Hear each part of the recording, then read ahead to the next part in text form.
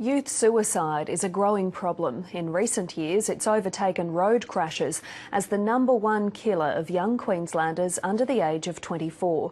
But among Indigenous children, the rate is ringing alarm bells. Almost half of all children who commit suicide are Indigenous, despite making up just 4% of the population. Matt Wordsworth has this special report. When Roe was 14, he was already struggling to cope with his parents' divorce and his bisexuality, but had the support of his older sister Melissa. She was like my mother. She used to dress me, take me to school, make sure I was ready on time.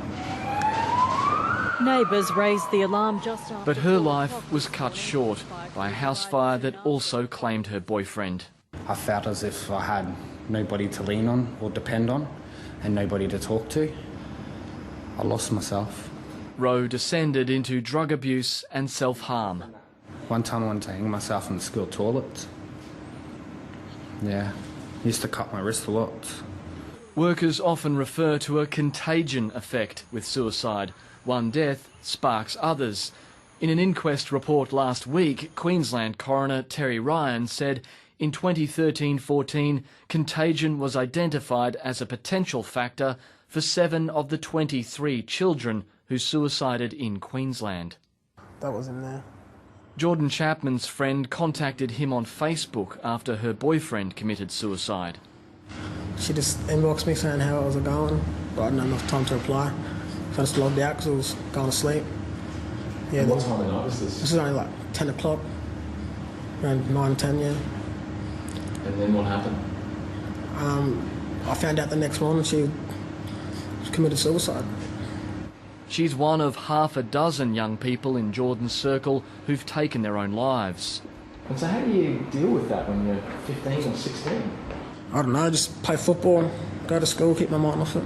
Don't really think about it. How are you feeling today?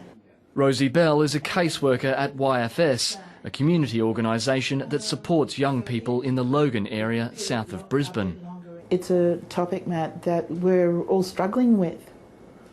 And our elders are struggling with this, with suicide and it happening in our communities too many times. They're asking the question, but why? But why? What's happening? Ladies and gentlemen, Jerry Georgiatos.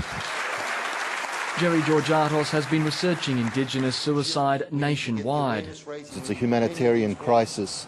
1 in 20 of all Aboriginal and Torres Strait Islanders will die by suicide. That's a horrific rate. From a racialised lens, that's the highest in the world. The worst rates, he says, are in the Kimberley in Western Australia and far north Queensland.